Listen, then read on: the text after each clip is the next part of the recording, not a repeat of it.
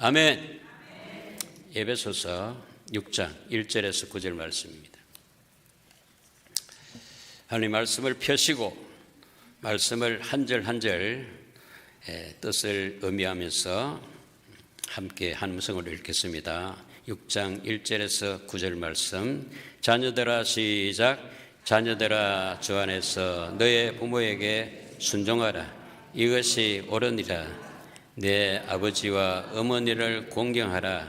이것은 약속 있는 첫 계명이니 이로써 내가 잘되고 땅에서 장수하리라. 또 아비들아 너의 자녀를 노엽게 하지 말고 오직 주의 교훈과 훈계로 양육하라.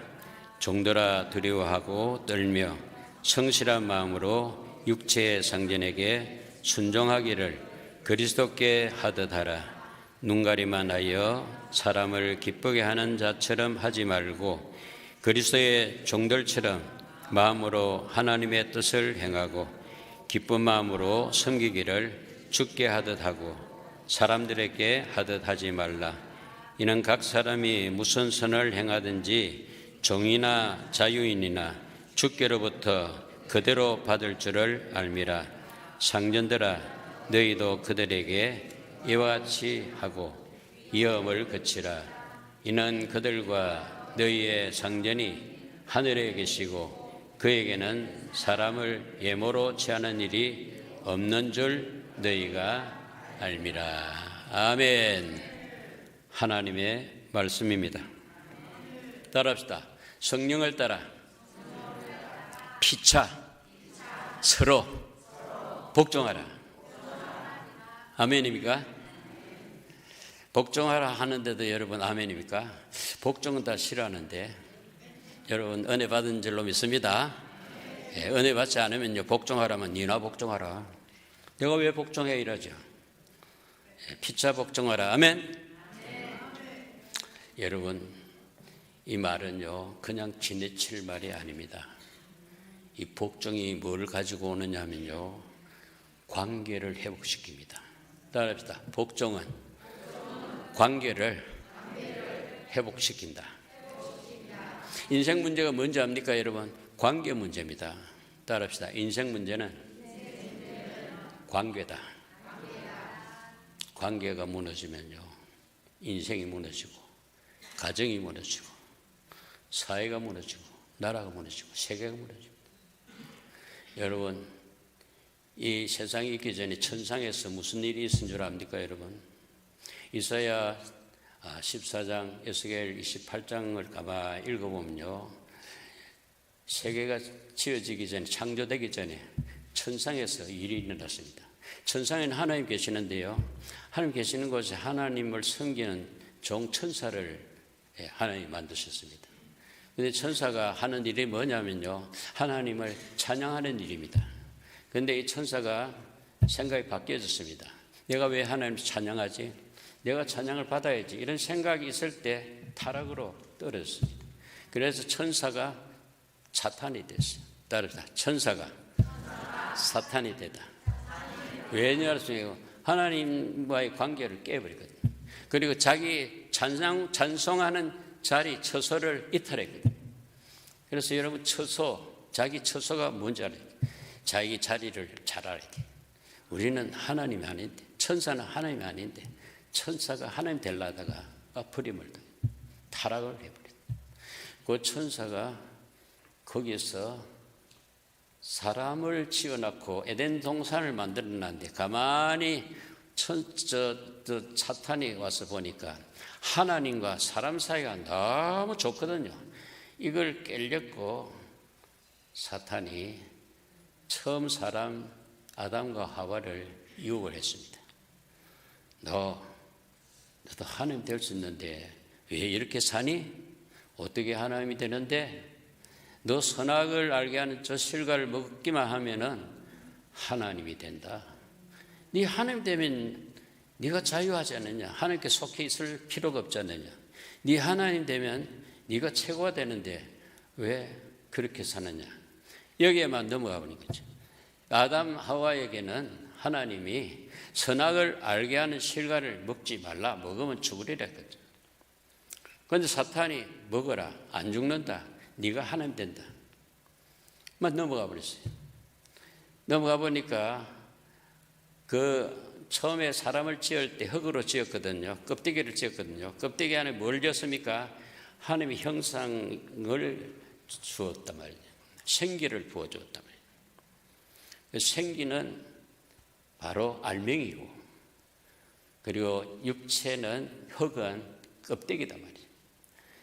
이제 딱 사탄의 말대로 선악을 알게 하는 실과 나무를 먹으니까, 그걸 먹으니까 사람이 하나님과 끊겨버렸어요. 하나님의 껍데기인 사람에게 알맹이인 하나님이 계셔야 되는데 하나님 밀어내버려요. 그래서 인간이 껍데기가 돼요. 껍데기 인생으로 우리도 났어요. 껍데기에는 알맹이가 있어야 돼요, 없어야 돼요? 알맹이가 없는 껍데기는 아무 쓸장이 없습니다. 이 컵이 알맹이로 합시다. 이 잔이 아닌데, 컵잔이 아닌데 컵잔으로 치고, 이 컵잔은 뭐를 가지고 담아야 돼요? 컵을 담아야 돼요. 컵을 안 담으면은 이 컵잔은 아무 쓸데기 없어요. 인생을 이래 지었는데, 껍데기로 지었는데, 그 받침으로 지었는데, 받침 위에 세워질 하나님을 밀어내버리니까 이 껍데기가 알맹이가 없으니까 죽어버렸죠. 살았다나 죽은 인생이죠. 그런데 이 껍데기 인생을 하나님이 버리지 않고 알맹이가 와야 되는데, 어떻게 오느냐면 하나님이 아들 되셔가지고, 사람 되셔가지고 이 껍데기 인생을 찾아오셔서 나를 담아라 그랬어요. 나를 영접하라. 내가 너 안에 들어가고 싶다.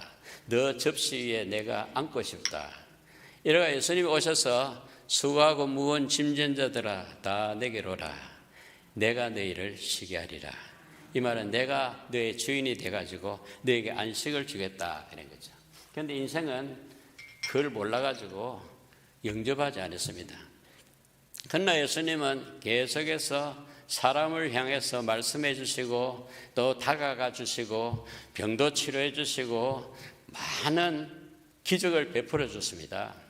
그리고 최고의 인간에게 준 선물이 뭐냐면요, 껍데기인 우리 안에 들어오시려고 사람이 되셔서 끝난 게 아니라 자기 몸을 요리로 만들어서 먹으라 그랬어요. 나를 먹으라 그랬어요. 이 복음을 오해해가지고 밖에 사람들이 예수 믿는 사람은 인고기를 먹는 사람이니까 저 위험하다 해가지고 복음을 안 받아들였어요. 그 예수님이 참 양식이요, 예수님이 참 음료로 우리에게 오셨어요. 그래서 음료가 뭐냐면은 예수님의 피입니다. 그래서 피는 우리에게 주려면 몸을 찢어야 피가 나오잖아요. 몸을 찢은 몸을 우리에게 양식을 주시고, 그리고 흘린 피를 우리에게 생명으로 주셨습니다. 그래서 우리에게는 왜 피가 필요하냐면은 피 없이는 죄 사함이 없어요. 피 안에는 뭐가 있어요? 생명이 있어요. 그래서 오늘 성찬을 대할 때에, 잔을 마실 때 예수님의 피가 내 안에 있음을 확인하면서 마시는 거예요. 그리고 떡을 받을 때 예수님의 살을 먹은, 생명을 먹은 나를 확인하고 감사하면서 떡과 잔을 받아야 되는데, 아무 의미도 없이 떡 좀 먹고 잔 좀 먹고 끝. 이러면 되겠냐고. 엄청난 것을 하나님이 우리에게 주셨는데, 그게 이 시간만 감격하는 게 아니라 남은 생애가 늘 감사가 풍년이 나기를 저는 축원합니다. 일어나면 감사로 일어나고, 그리고 누울 때도 감사로 누우시고, 길 갈 때도 무엇을 하든지 감사, 감사, 감사, 감사, 감사, 그저 감사, 감사가 떠나지 않기를 저는 축원합니다. 그런데 그런 삶을 못 사는 사람은 입에서 뭐냐? 불평, 원망, 짜증, 막 그냥 온갖 탄식이 나오는 거죠. 그런 탄식은 졸업하고, 그런 불평은 졸업하고, 여러분 입만 열면은 감사와 찬양이 넘치는 하나님의 자녀가 되기를 저는 축원합니다. 그래서 우리 감사는 하나님께 감사하다 보면 하나님의 백성 그리고 주 안에서 형제 자매된 자들에게 감사로 서로 교제가 되고 소통이 되고 서로 하나가 되는 줄로 믿습니다. 예수 믿는 사람 아멘. 예수 믿는 사람 예수님을 영접하는 거예요. 내 안에 모셔드리는 거죠. 그 모셔드리는 것을 믿는다는 거예요. 따라서 믿는 것은 받아들이는 것이다. 살을 주셨잖아요. 피를 주셨잖아요. 그걸 받은 자입니다. 그걸 받아가지고 우리 죄가 해결되고 우리의 죽은 문제가 생명으로 바뀌어지고 하나님의 자녀가 되고 하나님께 이제 영원한 그 하나님께 그 나라에 하나님의 아버지 집에 들어가는 소망이 있는 사람은 아멘 합시다. 그는 소망이 없으면요 예수 믿기 힘들어요. 그런데 하나님이 아들을 보내서 우리를 죄 다 사해 주시고 우리에게 생명을 주신 이후에 예수님께서 올라가시면서 성령을 약속하셨어요. 내가 가는 것이 너에게 유익이다. 왜 그러냐? 내가 이 땅에 있으면은 그 주위의 사람만 이스라엘 그 제자들만 만날 수 있는데 만약에 성령의 영이 오면은 모든 사람을 만날 수 있고 모든 사람에게 양육할 수 있고 세워줄 수 있고 하나님의 말씀을 기억나게 해주시고 하나님 나라를 소망하게 해주시는 성령을 약속하시더만 성천하시고 열흘 만에 기도하면서 약속하신 성령을 기다리는 성도들에게 성령이 임함으로 말미암아 그때부터 교회가 출발됩니다. 여러분 교회 탄생을 아십니까? 예수님의 피로 교회가 세워졌고 세워진 교회에 성령이 오셔서 교회를 이끌어 가시는 줄로 믿습니다. 이 교회는 예수 그리스도의 피로 산 교회인 줄로 믿습니다. 이 교회는 성령이 이끌어 가시며 성령이 운행하는 교회인 줄로 믿습니다. 우리는 껍데기만 있는 게 아닙니다. 우리 안에 알맹이 되시는 예수님이 와 계십니다. 안 보이는데 예수님 어디 계시냐? 예수님은 그의 영을 약속하시고 보내주신 영은 안 보이잖아요. 영이 여러분이 예수 믿을 때 들어간 것을 믿으십니까? 영이 들어온 사람 크게 아멘. 안 들어온 사람 노멘. 안 들어온 사람 있으면 안 됩니다. 다 들어와야 돼요. 왜냐하면요 천국은 어떻게 가느냐면요 이 영과 함께 천국 갑니다. 영이 없는 사람은 인도자가 없기 때문에 못 가요. 따라합니다. 주여 성령님 환영합니다. 인정합니다. 모셔드립니다. 영원히 함께하겠습니다. 여러분의 그 함께하는 소원보다도요 주님의 소원이 더 큽니다. 내가 세상 끝날까지 항상 너희와 함께 하리라. 그 약속을 믿으시고요 여러분 이제 혼자 사지 마세요. 성령님과 함께 동행을 하시고 동력을 하시기를 제 이름으로 축원합니다. 이러다 보니까 본문으로 들어갈 시간이 이미 늦었습니다. 들어갑니다. 이제 쭉쭉 이름을 알 수 있습니다. 자, 6장 1절 자녀들아 했습니다. 시작. 자녀들아 주 안에서 너의 부모에게 순종하라. 이것이 옳으니라. 왜 여러분 자녀들이 부모에게 순종하라 했냐 하면은 자녀가 부모에게 순종이 없으면은 부모와 자녀 간의 관계가 깨어져요. 남 돼버려요. 원수 돼버려요.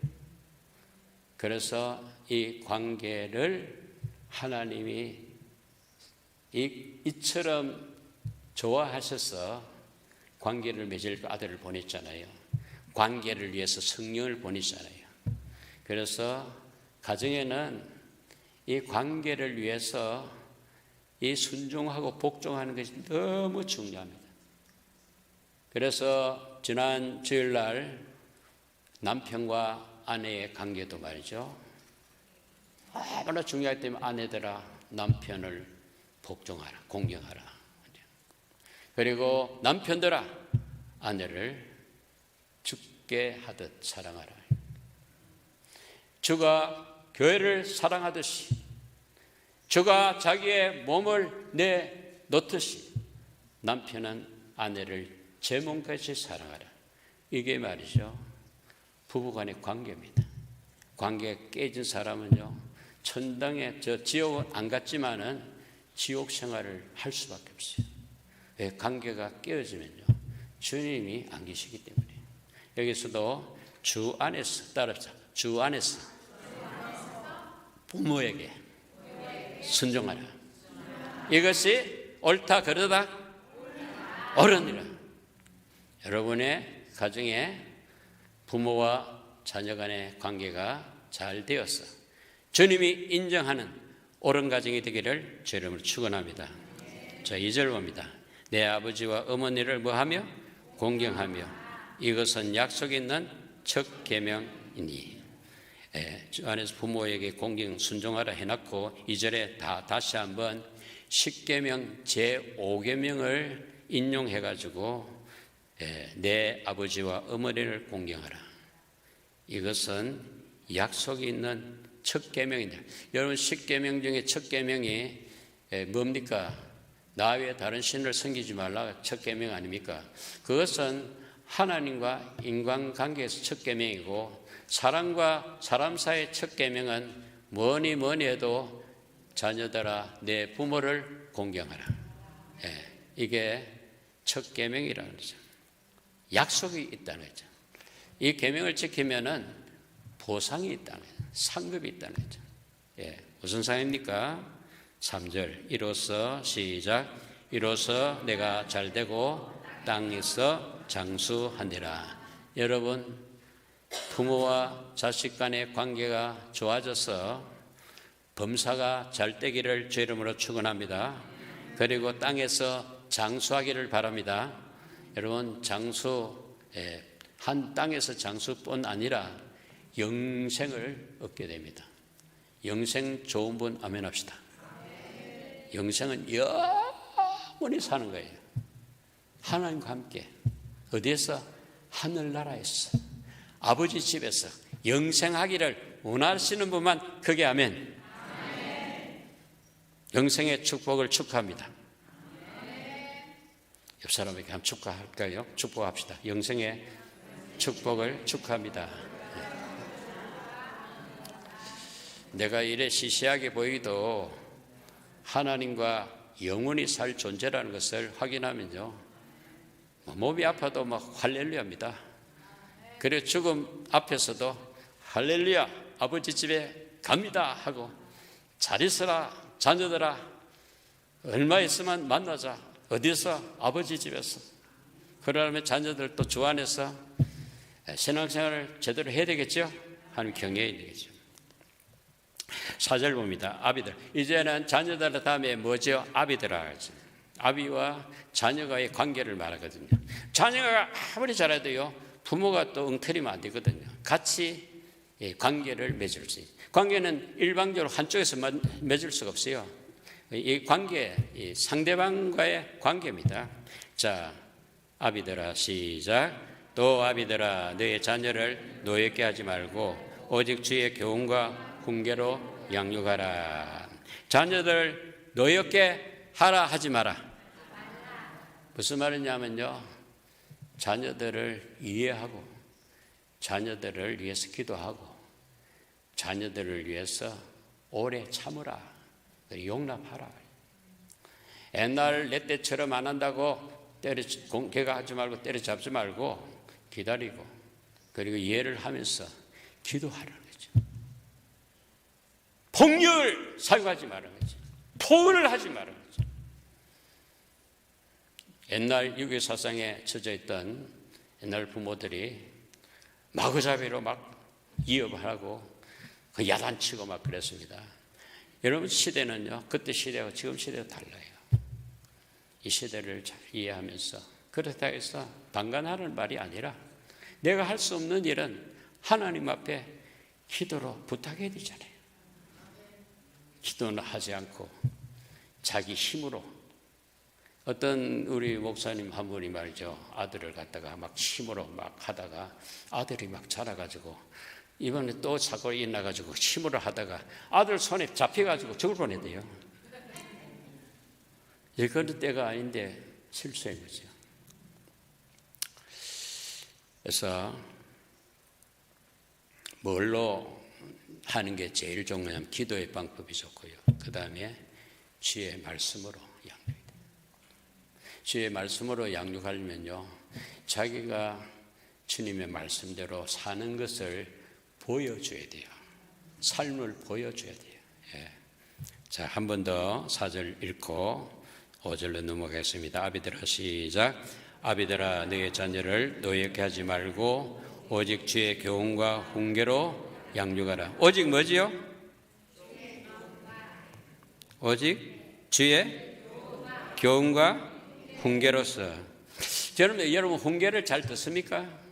참 훈계를 잘 안 들어가래요. 책망을 잘 안 들어가래요. 그게 약인데.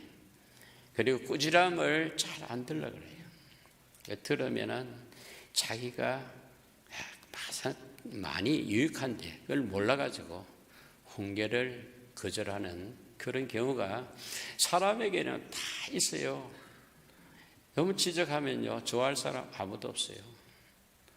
그런데 되돌아보면은 그것은 나를 사랑하셔서 나를 잘 되게 해주려고 저는 교훈과 훈계인데 그것을 싫어한단 말이에요. 그 하면 성결 팍 내요. 제가 옛날에 그랬어요. 요즘도 그런 게 좀 있어요. 그렇기 때문에 늘 기도해요. 하나님, 훈계와 교훈, 책망을 달게 받을 수 있는 성숙한 목사가 되게 해주세요. 기도합니다. 여러분 대단합니다. 바쁜 일도 많고 그리고 힘든 세상에 살면서 훈계를 들으려고 조아이가 오셨잖아요. 옆 사람에게 대단합니다 하세요. 대단합니다. 이게요, 원래 내가 그런 게 아니에요. 나는 훈계를 싫어하는 사람이고 하나님의 말씀을 싫어했습니다. 왜 싫어했냐면요, 뭘 이야기하면요, 자녀들한테 이야기하면 아빠 또 설교 듣지 마세요. 싫어해요. 근데 여러분, 우리 교회 얼마나 감사합니까? 새벽마다 훈계 말씀이 있는데 꾸역꾸역 나와가지고 새벽 기도를 하고 간대요. 그리고 집에 있는 사람도 말이야, 그 영상을 통해서 그 훈계의 말씀을 듣는다. 복받은 자인 줄로 믿습니다. 우리 교회가 복받은 교회입니다. 예, 훈계를 좋아하면요, 하나님이 지식을 주시고 믿음을 주시고 하나님 우리를 성숙하게 주시고 하나님 사람으로 온전한 사람으로 만들어 주실 줄로 믿습니다. 예, 여러분 그 영상으로 설교를 들을 때도요, 일하다가 그냥 틀어놨고 뭐 듣는 동안 그냥 일하지 말고 조용한 시간을 만들어가지고 조용한 장소에서 성경을 펴놓고 그걸 틀어놨고 그 밑줄을 꺼가면서 동그라미 치가면서 아멘하고 기도하면서 받으면요, 여러분 여기서 설교 1시간보다도 못지않는 은혜가 있는 줄로 믿습니다. 전 참 감사해요. 매일 말씀 퍼서 가정에 전달해 주니까. 여러분 마음만 있으면요, 어디서든지 말씀 충만, 성령 충만, 주님의 백성으로 자녀로 성숙해질 수 있는 줄로 믿습니다. 예. 문제는요, 게으르면 눈이 감기면 안 돼요. 눈이 열리면요, 참 주의 말씀을 사모하지 않습니다. 따라서 말씀이 살린다. 살리는 것은 영이요 생명이라 했으니까. 예. 영은 살리는 것이요, 육은 무익하니. 내가 이러는 말이 영이요, 성령이요, 생명인 줄로 믿습니다. 예. 자, 다음에 종들에게 무슨 말을 했는지 봅시다. 종들 앞에는 부부 간의 관계, 남편과 아내 관계, 그 다음에는 부모와 자식 관계, 그리고 이제는 상전과 종의 관계, 종과 상전 관계를 어떻게 해야 되는지. 관계가 중요하잖아요. 그래서 우리 사회생활 할 때 이 관계 잘못해가지고 늘 어려움을 당하는 사람 있잖아요. 이 관계를 몰라서 그래요. 그 종은 어떻게 해야 되느냐, 상전한테 어떻게 해야 되느냐. 5절에 나왔습니다. 5절 같이 읽습니다. 종들아 시작. 종들아 두려워하고 떨며 성실한 마음으로 육체의 상전에게 순종하기를 그리스도께 하듯 하라. 여기도 맞죠. 육체 상전에게 순복하라, 복종하라. 부부관계도 마찬가지고 부자관계도 마찬가지고 상전과 종의 관계도 꼭 필요한 것이 순종하라, 복종하라. 따릅시다. 복종하라. 피차 복종하라. 그죠? 서로 복종하라. 어떻게 복종할 것이냐. 상전은 사람입니다. 상전인 사람에게 복종하는데 그 사람을 사람으로 보지 않고 주를 대하듯 주께 복종하듯 그래 복종하래요. 이게 여러분 내 생마음으로 가능합니까? 성령이 힘주시지 않으면 택도 없어야 한대요. 성령이 여러분을 이끌어 가시기를 제 이름으로 축원합니다. 그러면 내가 할 수 없는 일을 성령이 하게 하세요. 자기가 하고 나서도 참 자기가 참 이상할 정도로 놀라운 일을 한 거죠. 내가 전에 안 그랬는데 어떻게 저 사람에게 복종을 했지? 내가 한 게 아니죠. 성령이 하게 하신대. 자, 6절에 봅니다. 6절 눈가리만 하여 시작. 눈가리만 하여 사람을 기쁘게 하는 자처럼 하지 말고 그리스도의 종들처럼 마음으로 하나님의 뜻을 행하고. 자, 눈가림 뭡니까? 눈가림. 사람 있을 때는 막 일어나는 척하고 없으면 뭐 담배 피우고 막 놀고 말이죠. 게으름 부리고. 그 사람이 주인이 나타나면 또 일어나는 척만 합니다. 일하지 말라는 거죠. 여러분 참 인사 문제가 말이죠. 기업하는 사람들에게 이야기 들어보면요. 제일 어려운 게 자본이 아니고 인사 문제라. 사람 관리가 힘든다. 뭐 좀 이상이 좀 뭐가 있으면 뭐 안 나오고 나와서나 막 게으름 부리고 눈치껏 일하고 이러니까 사업을 못 해먹겠다는 거죠. 그래 하지 말라는 거죠. 기쁘게 사람을 눈가리만 하여 사람을 기쁘게 하는 자처럼 하지 말고 그리스도의 종들처럼 마음으로 하나님의 뜻을 행하고 하나님께 하듯 하라는 거죠. 그리고 7절 기쁜 마음으로 섬기기를 뭐 하듯? 주께 하듯. 옆 사람에게 주께 하듯 축복을 했습니까 여러분? 그렇게 해야 됩니다. 주님께 하듯. 대충대충이 아니라 마음을 다하고 뜻을 다하고 성품을 다하여 주 너의 하나님을 사랑하듯이 내 이웃을 내 몸처럼 사랑해서 서로 축복해주고 서로 돕고 서로 사랑하고 서로 관계를 맺으라는 거죠. 7절 기쁜 마음으로 성결을 주께 하듯 하고 사람에게 하듯 하지 말라. 8절 이는 각 사람이 무슨 선을 행하든지 종이나 자유인이나 주께로부터 그대로 받을 줄 알미라. 내가 사람 앞에 주께 하듯 이리 했는데 사람이 날 몰라봐줘. 그리고 보상도 안 해줘. 걱정하지 마십시오. 내가 그 사람을 향해서 주께 하듯 한 것을 주님께서는 보시고 여러분을 보상하실 줄로 믿습니다. 그 사람이 보상하는 것보다 더 많이 보상할 줄 알고 주님께 하듯이 상전을 이렇게 섬기면은 하나님이 책임져 주실 줄로 믿습니다.